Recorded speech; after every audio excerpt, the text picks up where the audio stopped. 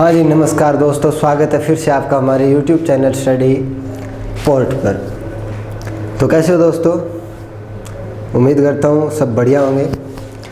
तो पढ़ाई चल रही होगी ज़ोरों शोरों पे, क्योंकि स्टेट लेवल की जो भर्तियाँ हैं वो अभी सर पे है, 2-3 महीनों में हो जाएगी। उसके अलावा जो सेंट्रल लेवल की भर्ती है वो भी 1-1.5 साल ले लेगी। ठीक है, तो हमें क्या है कि पढ़ते रहना है। एग्ज़ाम चाहे कभी भी हो, हमें पढ़ाई नहीं छोड़नी। ठीक है, क्योंकि सेंट्रल लेवल की भर्ती में भी टाइम लगेगा। लॉकडाउन का टाइम है, कहीं कहीं पे अभी कोरोना की महामारी है वो ज़्यादा फैली हुई है, तो लगातार बने रहो। वैसे भी हमें नौकरी लगने की कोई जल्दी तो है नहीं, क्योंकि जल्दी होती तो 12वीं पास करते ही लग जाते, लेकिन जल्दी नहीं है। अपने को बनना है बड़ा आदमी, और बड़ा आदमी बनने के लिए चाहिए बहुत ज़्यादा टाइम। तो ज़िंदगी पड़ी है पढ़ने के लिए, तो पढ़ते रहो। आज का हमारा जो टॉपिक होगा वो होगा प्रकाश। प्रकाश, आपके मोहल्ले गांव का प्रकाश नहीं, लाइट की बात कर रहा हूँ मैं। किसकी बात? लाइट की बात।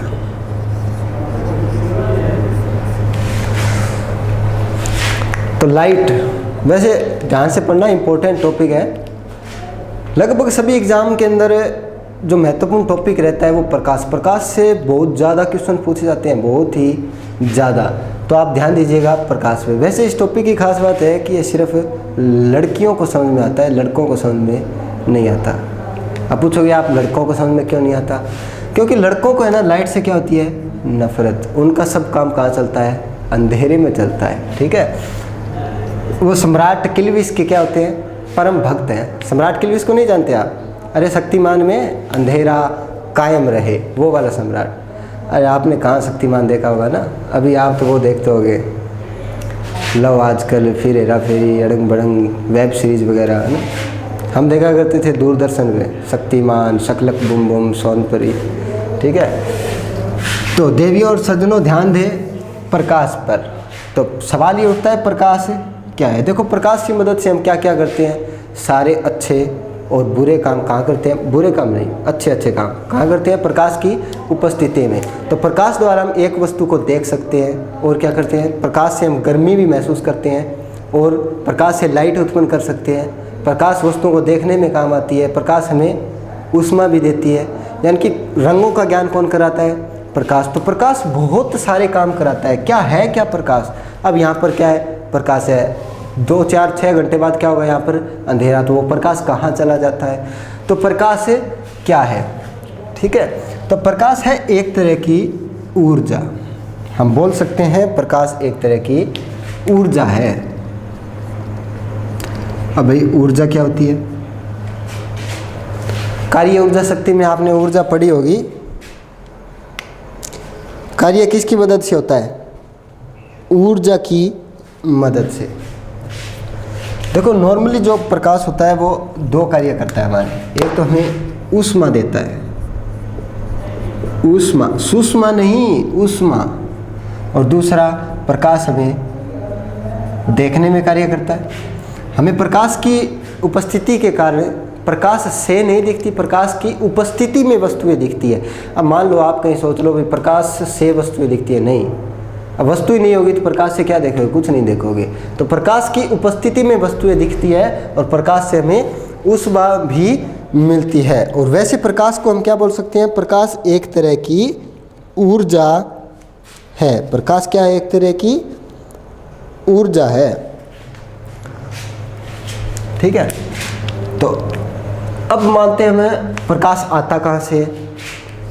सुबह हुई प्रकाश हो गया, शाम हुई वापस अंधेरा हो गया। तो प्रकाश कहाँ से आता है? ठीक है, जो ऊर्जावान वस्तुएं होती है, जैसे कि सूरज, बहुत सारे तारे, चंद्रमा, तो ये क्या है? ऊर्जा युक्त वस्तुएं हैं। इनसे प्रकाश उत्पन्न होता है। इनसे क्या होती है? बहुत सारी ऊष्मा उत्पन्न होती है, या ऊर्जा उत्पन्न होती है। बहुत सारी ऊर्जा उत्पन्न होने के कारण हमें ये प्रकाश उत्पन्न करती हैं। ठीक है,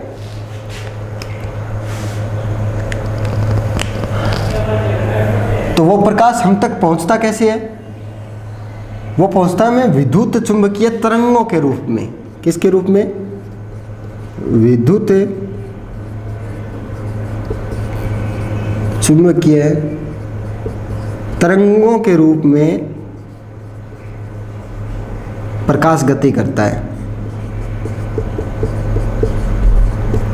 तो आप ध्यान रखना, अगर आपको एक सवाल हो गया, ये आपको पूछ लिया जाए कि प्रकाश किस रूप में गति करता है, तो प्रकाश विद्युत चुंबकीय तरंगों के रूप में गति करता है। ठीक है। अब प्रकाश की परिभाषा के अनुसार प्रकाश एक प्रकार की ऊर्जा है जिसकी गति के लिए, अब देखो, किसी भी चीज़ की गति के लिए माध्यम की आवश्यकता होती है। हम वायु में गति कर सकते हैं, हमें हमारे लिए गति करने के क्या लिए, हमारे द्वारा गति करने के लिए क्या चाहिए, धरातल। हम धरातल पर गति कर सकते हैं। ठीक है। पक्षी को हवा चाहिए, समुद्री जहाज को पानी चाहिए, आसमान में जो हवाई जहाज उड़ता है उसको हवा चाहिए। ठीक है। उसी प्रकार प्रकाश को क्या चाहिए, कोई माध्यम तो चाहिए होगा, नहीं, प्रकाश को माध्यम की आवश्यकता नहीं होती। ठीक है। ये निर्वात में भी गति कर सकता है, प्रकाश निर्वात में भी गति कर सकता है। निर्वात का मतलब माध्यम में कुछ ना हो, ना हवा, धूल, पानी, मिट्टी, कुछ ना हो तो भी प्रकाश गति कर सकता है। ठीक है। अच्छा, प्रकाश का वेग क्या होता है, अब गति कर सकता है तो उसका कुछ ना कुछ वेग तो होगा प्रकाश का। क्या वेग होगा, वो वेग होगा प्रकाश का 3 × 10⁸ मीटर प्रति सेकेंड। ये होता है प्रकाश का वेग जो आपको ध्यान में रखना है। तो प्रकाश का वेग कितना होता है, 3 × 10⁸।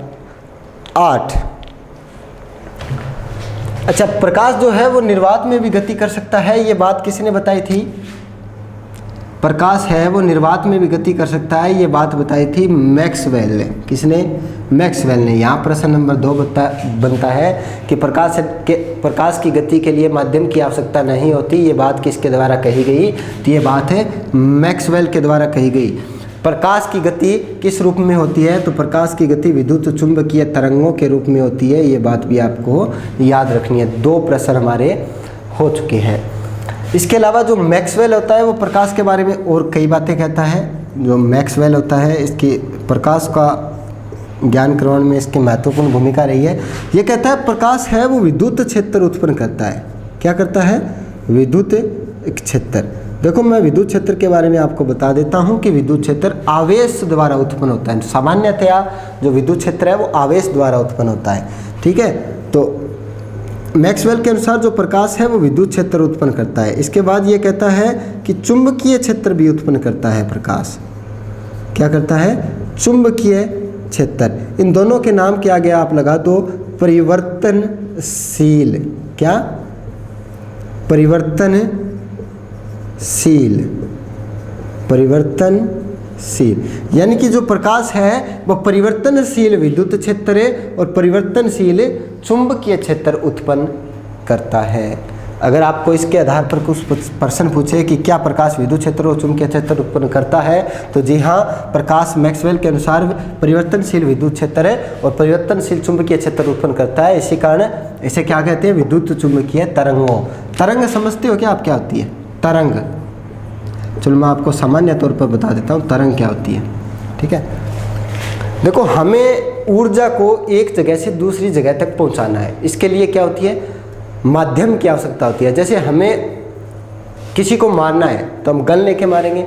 अब गन के अंदर जो गोली डलती है, जिसे कारतूस बोलते हैं, उसके अंदर हम इतनी ऊर्जा भर देते हैं कि वो जाके आदमी की लगती है और आदमी को आर पार कर देती है और आदमी मर जाता है। तो ये ऊर्जा पहुंचाई हमने उस तक, बहुत ज़्यादा ऊर्जा।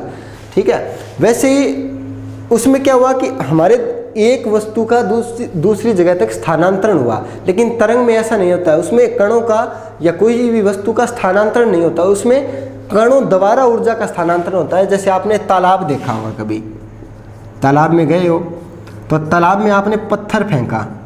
ठीक है। अब इस पत्थर को जब आप डालते हो तो वहाँ से देखो एक घेरा सा उत्पन्न होता है और वो घेरा धीरे धीरे धीरे धीरे चौड़ा होता जाता है। तो क्या आपने जहाँ पर पत्थर डाला वो पानी बाहर तक गया? नहीं, वो पानी नहीं गया। वो पानी सिर्फ ऊपर उठा, जो वो लहर आगे बनी, पानी ऊपर नीचे उठते गए और वो लहर आगे चलती गई। तो देखो, कण जो पानी की गति है वो कैसे ऊपर नीचे हो रही है और वो लहर आगे बढ़ रही है। तो इसे बोलते हैं तरंग, इस प्रकार की जो गति होती है, यानी कि माध्यम के कण कंपन करें और ऊर्जा का आगे स्थानांतरण हो जाए, तो इस प्रकार की जो गति होती है उसको बोलते हैं तरंगीय गति। तो प्रकाश है वो तरंगों के रूप में गति करता है। कौन सी तरंगों? विद्युत चुंबकीय तरंगों के रूप में। ठीक है, तो अब तक आपको इतनी बात सीख गई होगी तरंग क्या होती है। आपको बस थोड़ा सा ओवरव्यू देना है, बाकी आप ज़्यादा डीप में जाके क्या करोगे, अपने को तो क्या पानी निकालना है, बस क्वेश्चन हल करना होना चाहिए।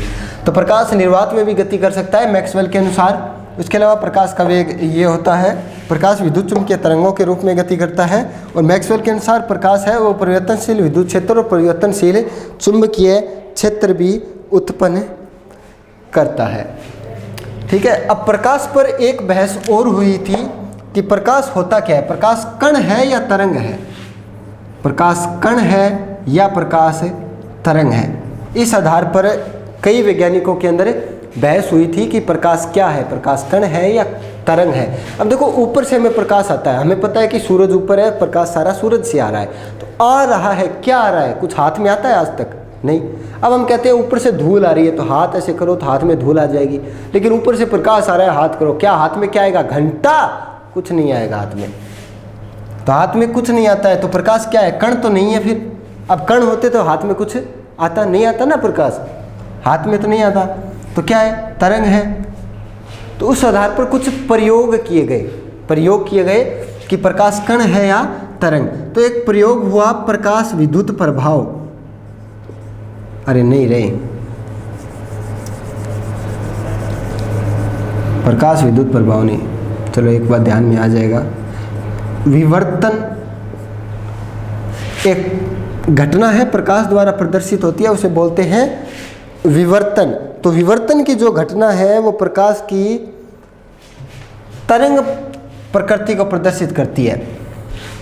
एक प्रकाश विद्युत प्रभाव, हाँ, एक प्रयोग हुआ प्रकाश विद्युत प्रभाव। जो ये प्रकाश विद्युत प्रभाव है ये दर्शाता है कि प्रकाश कण है, और विवर्तन और ध्रुवण ये दो ऐसी घटनाएं हैं जो ये दर्शाती है कि प्रकाश तरंग है। तो प्रकाश कण भी दर्शा रहे हैं, और प्रकाश कुछ प्रयोग है वो प्रकाश को कण प्रकृति दर्शा रही है, और कुछ प्रयोग है वो प्रकाश को तरंग बता रही है। ये क्या हुआ भाई? यहाँ तो प्रकाश का क्या हो गया? डबल रोल हो गया। तो डबल रोल बिल्कुल सत्य बात है, प्रकाश कण भी होता है और प्रकाश तरंग भी होता है, यानी कि प्रकाश की क्या होती है? द्वैत प्रकृति होती है। क्या होती है प्रकाश की? द्वैत प्रकृति। ठीक है, तो आइंस्टीन के अनुसार तो प्रकाश क्या होता है? कण होता है, क्योंकि आइंस्टीन ने प्रकाश विद्युत प्रभाव की खोज की थी। और अन्य वैज्ञानिक जैसे हाइगेन था, हाइगेन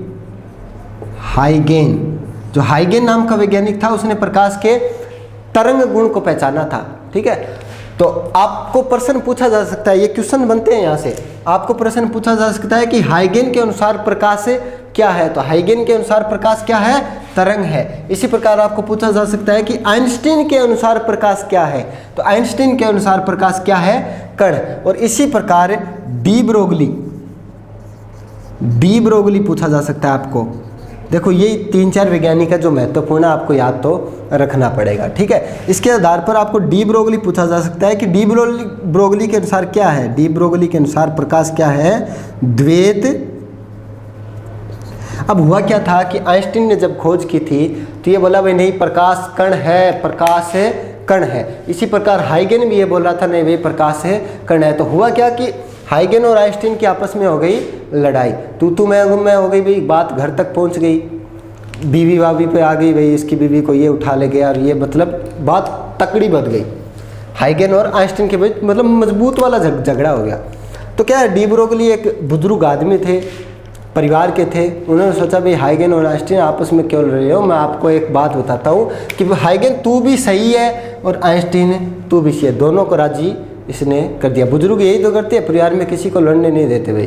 ठीक है, दोनों को संतुष्ट कर दिया। हाइगेन को बोला तू सही है, प्रकाश तरंग है, आइंस्टीन को बोला तू भी सही है, प्रकाश कण है। दोनों बोले ये कैसे हो सकता है भाई, ये प्रयोग तरंग का है, एक कण का प्रयोग है। तो डी ब्रोगली ने कहा भाई प्रकाश की होती है द्वैत प्रकृति, कभी कभी प्रकाश करता है कण की भांति व्यवहार और कभी कभी प्रकाश करता है तरंग की भांति व्यवहार। ठीक है। तो डी ब्रोगली ने कहा प्रकाश होता है देवत प्रकृति का, हाइगन ने कहा तरंग प्रकृति का, और आइंस्टीन ने क्या कहा, कण प्रकृति का। तो यहाँ क्वेश्चंस देखो किस प्रकार बनते हैं। ये मैंने बता दिया कि हाइगन के अनुसार प्रकाश की प्रकृति क्या होती है, कणीय, तरंगीय, दोनों या द्वैत। तो यहाँ हाइगन के अनुसार कौन सी होगी, तरंग प्रकृति। इसी प्रकार आपको पूछा जाए कि आइंस्टीन के अनुसार तरंग की प्रकृति क्या होगी, वही ऑप्शन कणीय, तरंगीय, द्वैत या सभी। तो आइंस्टीन के अनुसार होगी कणीय प्रकृति। फिर डी ब्रोगली के अनुसार कणीय, तरंगीय या द्वैत प्रकृति या सभी या नन, कुछ भी। तो डी ब्रोगली के अनुसार द्वैत प्रकृति। अच्छा, जो प्रयोग हुए तो प्रकाश विद्युत प्रभाव वाला जो प्रयोग हुआ उसके अनुसार तो प्रकाश कण है, विवर्तन और ध्रुवण के आधार पर प्रकाश क्या है, तरंग। तो मान लो आपको प्रश्न पूछा जाए कि विवर्तन और ध्रुवण के आधार पर प्रकाश की कौन सी प्रकृति सिद्ध होती है, तो विवर्तन और ध्रुवण के आधार पर प्रकाश की कौन सी प्रकृति सिद्ध होती है, तरंग प्रकृति। उसी प्रकार आपको पूछा जा सकता है कि प्रकाश विद्युत प्रभाव, प्रकाश विद्युत प्रभाव, अरे जो ये अपने सोलर लाइट लगी होती है ना, सोलर सेल, अरे ये प्लेटें जो लगती है धूप के अंदर, इस पे धूप गिरती है तो बैटरियाँ चार्ज होती है, उससे हम पंखे कूलर चलाते हैं। तो ये वाला जो प्रभाव होता है, इसे प्रकाश विद्युत प्रभाव के कारण ये जो बैटरियाँ हैं वो चार्ज होती है। तो प्रकाश विद्युत प्रभाव ये प्रकाश की कौन सी प्रकृति सिद्ध करता है, कण प्रकृति।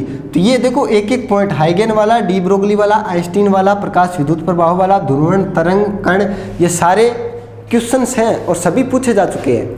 ठीक है, तो आपको ध्यान रखना है इन वैज्ञानिकों का नाम आप थोड़ा नोट कर लो। हाइगन के अनुसार तरंग, आइंस्टीन के अनुसार कण, डी ब्रोगली के अनुसार द्वैत, प्रकाश विद्युत प्रभाव के आधार पर प्रकृति होती है कण, विवर्तन और ध्रुवण के आधार पर प्रकाश की प्रकृति होती है तरंग। प्रकाश यह प्रकार की ऊर्जा है जो हमें देखने में और ऊष्मा में दोनों में लाभदायक होती है। देखो अपन हीटर काम में लेते हैं घर पे, हीटर देखो उससे रोशनी उत्पन्न होती है, लेकिन उसकी रोशनी का हम उपयोग नहीं करते, उसे हम ऊष्मा ग्रहण करते हैं। ठीक है, उसी प्रकार देखो बल्ब होता है, जो बल्ब उसके आसपास का एरिया गर्म हो जाता है ना, तो उसकी हम ऊष्मा ग्रहण नहीं करते, उससे गर्मी प्राप्त नहीं करते, उससे हम प्रकाश काम में लेते हैं। तो प्रकाश एक तरह की ऊर्जा है, देखो हीटर है वो भी एक तरह की ऊर्जा दे रहा है, लेकिन वो प्रकाशीय ऊर्जा यानी कि जो देखने के लिए ऊर्जा काम आ रही है वो कम प्राप्त होती है, लेकिन ऊष्मा ज़्यादा प्राप्त होती है।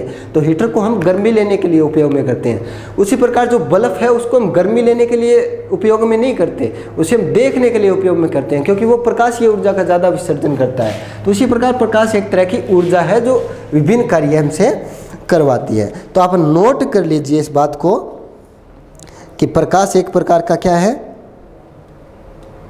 द्वैत प्रकृति होती है।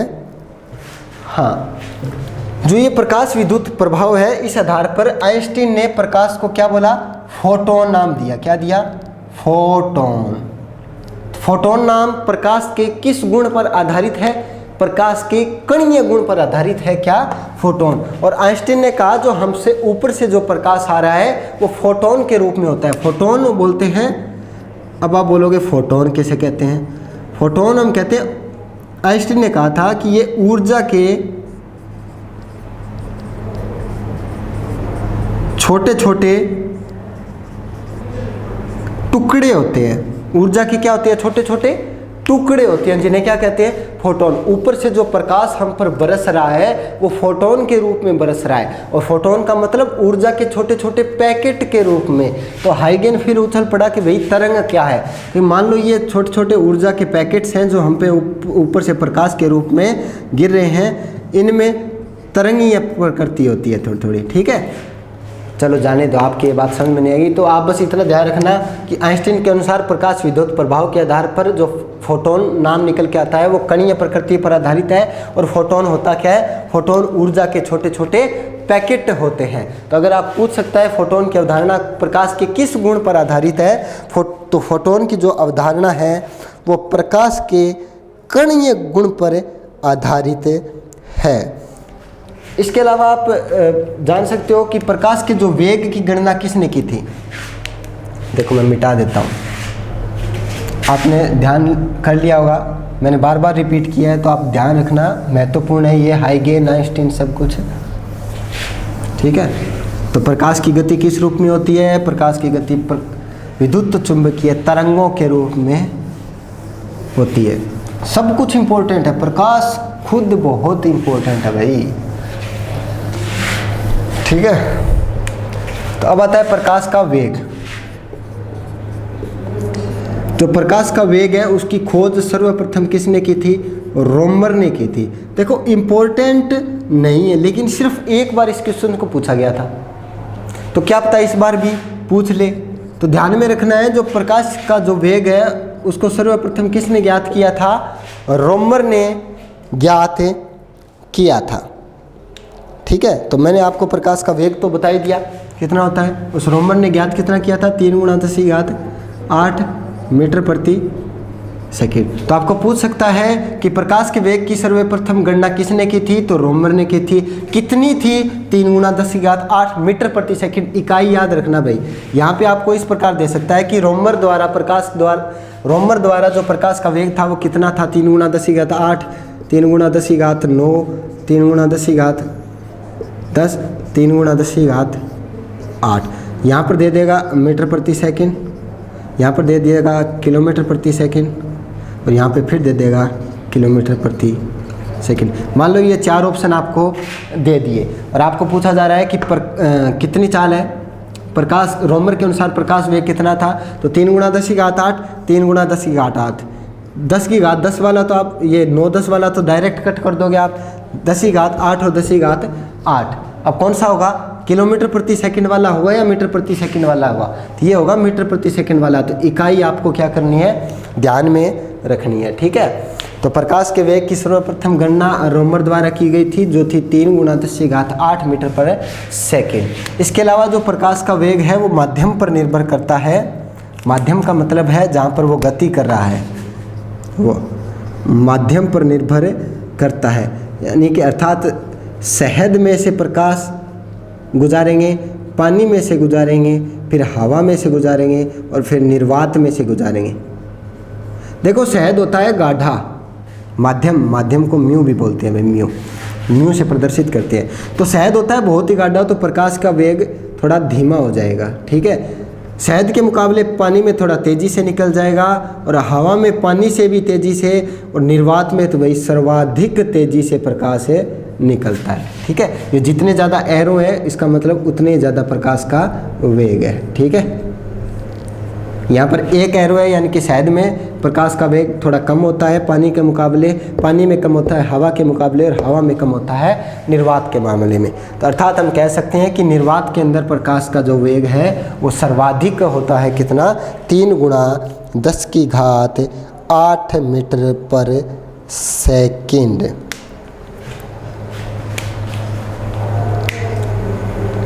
उसके अलावा हम प्रकाश पर ये पूछ सकता है कि जो सूर्य है जहाँ से हमें ये प्रकाश प्राप्त होता है, और हमारी पृथ्वी है जहाँ पर हम बैठे हैं कुकर्म कर रहे हैं, जितने भी कुकर्म है वो हम पृथ्वी पर ही तो करते हैं।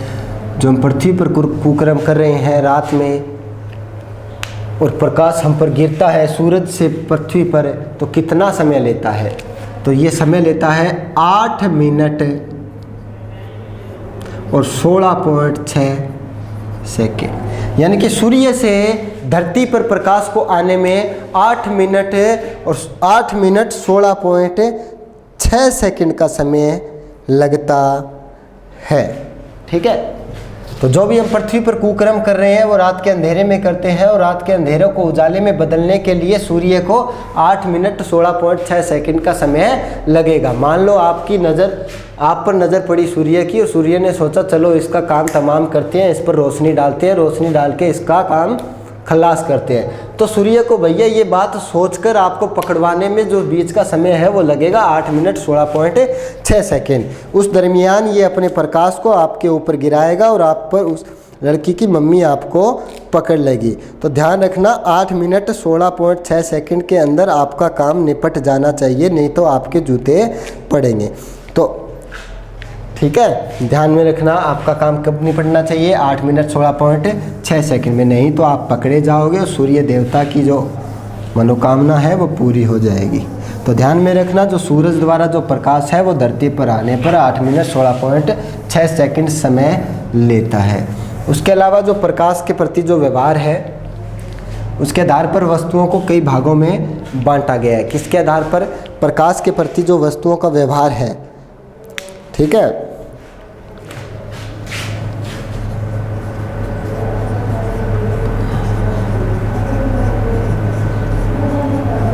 प्रकाश के प्रति जो वस्तुओं का व्यवहार है, व्यवहार के प्रति व्यवहार, किसके प्रति? प्रकाश के प्रति जो वस्तुओं का व्यवहार है, उसके आधार पर वस्तुओं को बांटा गया है कई भागों में। तो सर्वप्रथम जो भाग है वो है प्रदीप्त, प्रदीप्त, प्रदीप्त, दीप्ति, प्रदीप्ति, दीप्ति, प्रदीप्त, प्रदीप्त, प्रदीप्त वस्तुएं। तो प्रदीप्त वस्तुएं किसे कहते हैं? जो स्वयं ऊर्जा उत्पन्न करते हैं, जो स्वयं ऊर्जा उत्पन्न करते हैं। महादेवों के देव सूर्य देव इसका उदाहरण है। इन्हें किसी और चीज़ की आवश्यकता पड़ती है क्या? नहीं पड़ती भाई। सूरज खुद अपने वान में बहुत ऊर्जावान है, तो सूरज स्वयं ऊर्जा उत्पन्न करता है। तो सूरज एक क्या है? प्रदीप्त वस्तु। इसी अनुसार कुछ तारे हैं, बल्ब भी इसी चीज़ का उदाहरण है, ठीक है। तो प्रदीप्त वस्तुओं का उदाहरण अगर आपको पूछे तो आप क्या बोलोगे? सूर्य, विद्युत बल्ब। उसके अलावा नेक्स्ट तो प्रदीप्त हैं, तो इसके अलावा दूसरा जो होगा वो अप्रदीप्त भी होगा। दूसरी प्रकार की जो वस्तुएं हैं वो अप्रदीप, प्रदीप, प्रदीप्त, अप्रदीप्त वस्तुएं, वो समय ऊर्जा उत्पन्न करती है, नहीं रे। तो फिर इसमें और इसमें फ़र्क क्या होगा? समय ऊर्जा उत्पन्न नहीं करती, ये किसी और द्वारा प्रकाश डालने पर दिखती है, ठीक है। सभी वस्तुएं ऐसी होती थी। हम क्या हैं?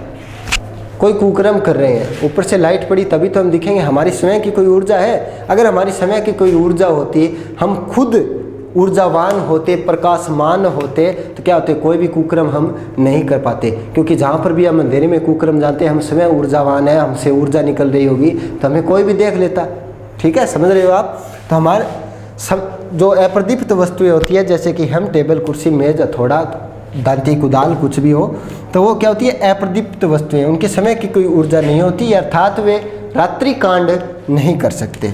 उन पर प्रकाश डालने पर भी वो दिखेंगे। तो इसका एग्जाम्पल आप देख सकते हो, कुर्सी, मेज, कुछ भी लिख सकते हो, ठीक है। इसी आधार पर कई और प्रकार की वस्तुएं हैं जिन्हें प्रकाश के प्रति जो व्यवहार है उस आधार पर बांटा गया है। तो इन पर क्या है, कभी कभी प्रश्न पूछा जा सकता है। आपको कुछ चीज़ों के उदाहरण नाम दिए होंगे ऑप्शन में, और आपको पूछ लिया जाएगा कि निम्न में से प्रदीप्त वस्तु कौन सी होगी, निम्न में से अप्रदीप्त वस्तु कौन सी होगी। तो जो प्रकाश के प्रति व्यवहार है उस आधार पर उनको छांटना होगा, ठीक है। तो बाकी जो बच गई वो हमें अगले पार्ट में करेंगे। आज के लिए धन्यवाद। उम्मीद करता हूँ आपको सब कुछ समझ में आया होगा। तो अंधेरे से प्यार मत करो, रोशनी के साथ चलो। बाकी पढ़ते रहो, अपने लक्ष्य को ध्यान में रखो। जो आपको प्राप्त करना है वो एनी टाइम आपके ध्यान में होना चाहिए। जैसे कि अपन क्रिकेट खेलते हैं ना, मान लो आज शाम हमारा मैच है क्रिकेट का, ठीक है। तो हम सुबह से सोचने लग जाते हैं भैया शाम को क्या करेंगे, कैसे जाएंगे, किसको साथ लेके जाएंगे। यानी कि सारे दिन अपना दिमाग कहाँ चलता है? उसे खेल के लिए। हम सिर्फ खेल पर फोकस करते हैं। तो उसी प्रकार आपको जो अचीव करना है पढ़ाई करके, सारा दिन आप उसी पर ध्यान रखिए, ठीक है। तो एक कहावत सुनी होगी आपने कि लक्ष्य ओझल होने ना पाए तू कदम मिलाकर चल, कि अपना लक्ष्य ओझल होने ना पाए तू कदम मिलाकर चल, सफलता तेरे कदम चूमेगी आज नहीं तो कल, ठीक है। तो बने रहिए अपने आप साथ स्टडी पोर्ट पर। धन्यवाद।